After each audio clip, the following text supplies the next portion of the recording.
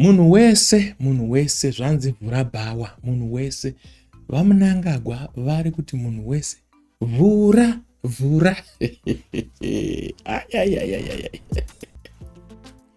Yes, kune vasiri kuziva zviri kuitika. Yes, we're talking about the liquor operating license fee application yaisiita 1080 yakadzikiswa kuenda pa$20. Saka it means kana une $20 yako wakukwanisa kutovhura bhalumba rako kana kuti shabhini yako kana kuti tavern. I don't know whatever you are thinking of selling, but just make sure you are not selling water, because people are not going to get drunk with water otherwise. This is an opportunity to make money. Yes, we're talking about business here. This is a real and true black empowerment. When we talk about black empowerment, we're talking about this. Yes, of course, pamadhakwa zvekuti munokanganwa nhamo dzenyu, munokanganwa kuti munyika hamuna mabasa, munokanganwa zvinhu zvakawanda kana muchinge madhakwa. But at the same time, you'll be making money. Zvakwauri iwewe kuti uri kutora chinhu ichi sei, but kune vakangwara unoziva kuti amunangagwa means business. So if you are a clever and smart son of the soil, this is the opportunity to make millions, if not zillions or trillions, yes, by selling liquor. Yes, saka license iri rinenge rakupa mvume yekuti uchi atotanga kutoita mari. I have a lot of people who wanted kutotanga business ebhawa, kuita vene vebhawa, but they failed because it was hard to acquire this license, let alone applying. By screen wa munhu wese kusara pangosara big fishes chete. So now we have seen kuti the government has slashed these hefty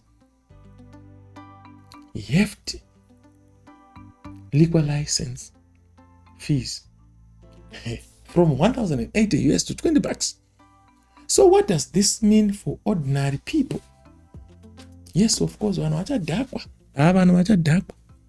Hatitozive kuti dzezvimbokoma madhenu dzinenge dzakamira sei, but we might see an increase munyaya dzekurovana mudzimba. I don't know. Kana vadhakwa varume vanorova vakadzi, tikuti isusu haikona kurova vakadzi, tikuti shandisai mukana wekuita business to make money in our motherland of Zimbabwe. I think this is high time to relocate and go to Zimbabwe and start making money. Munozoda zvinhu zvakaita sei?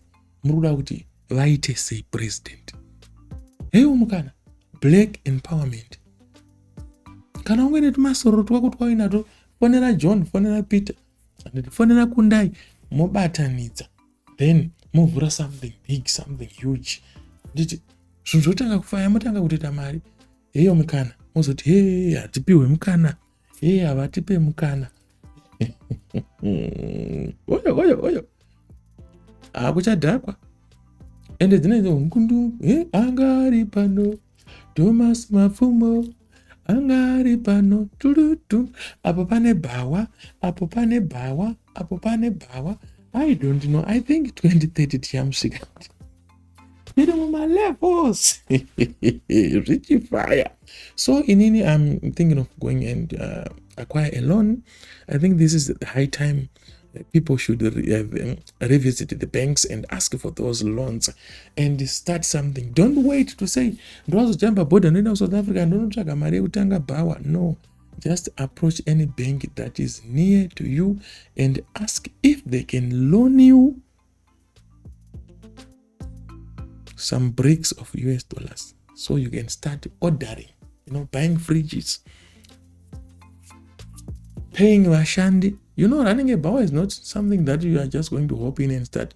You need experience. I think this is high time. Makufana kutsvaga vanhu vese vaimboshanda kumabhawa vakadzingwa mabasa, vamwe vakaperwa namabasa. Now it is your time to rise and make money in Zimbabwe. So I'm just encouraging people, to go for this opportunity. You see, just try it. My opportunities are we pese in Zimbabwe. And kana achinga auya so vanhu vanomadadira. I don't know why. So tichiri papa tudangopesa. Yes, munoziva kuti hakushayikwe zvigananda, hakushayikwe vanhu vanovenga progress inenge ichiitwa nenyika. Vamwe vakutaura kuti hanzi ndezvekuti vanhu vasvike 2030 vakadhakwa. vasingazivi kuti chii chiri kuitika. Hanzorewe kuti ikonomi yakadhakwa, iwe uriwo wakadhakwa. Hanzi unozviona sei zvoda kugadziriswa munyika, iwe wakadhakwa. But as for me, I see something positive. You see, when they make fun of these, improvements that and implementations through the government to ease, start the business in Zimbabwe so that it can be accessible by everyone. Now I come to know of a certain little sect of people who want to look good and want to demonize other things, even if it's positive. I think kana uri smart musoro mako, you don't need to follow those people. You just need to take advantage then ride at the back of the wave of development, the wave of new entrepreneurs, the wave of new business people, especially young people. This is an opportunity for us to venture into these businesses. As you've seen, many of these big fishes who used to run this business are dying because their time has come, and it is a time for the new generation.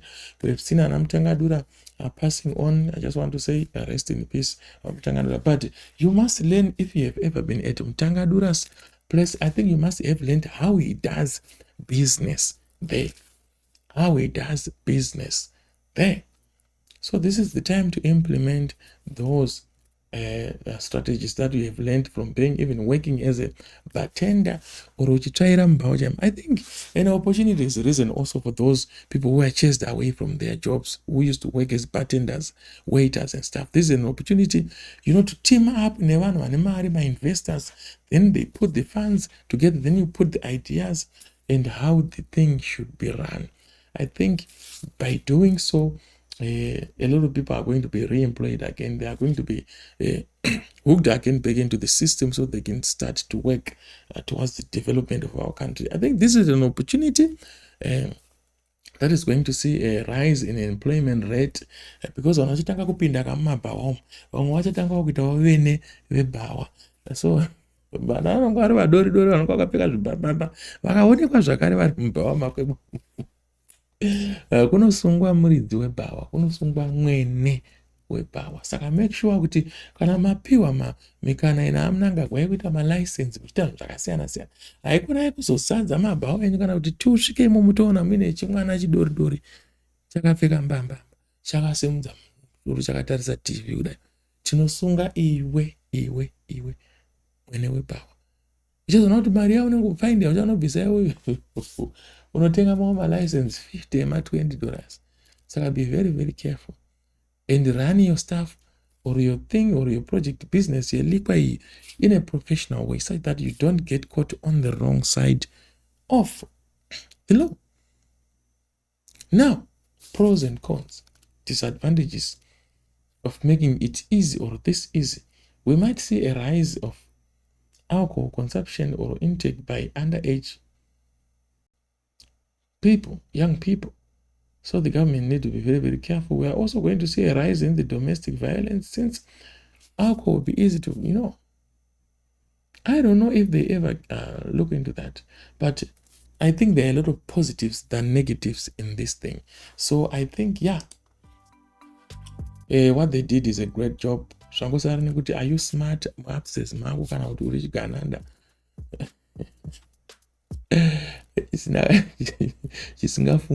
Use this as an opportunity. Hakuna kunohodha doro uchizadzamba makuchitanga kunwa uchiti ndine license. Totoza kuna vamwe vachitonotenga license kuti vangorinamira padhowo pake chete asina kana business iri kutengesa ari just kungoti chete I don't know. Don't forget to subscribe. I am back, guys. It's been a while. Thank you so much.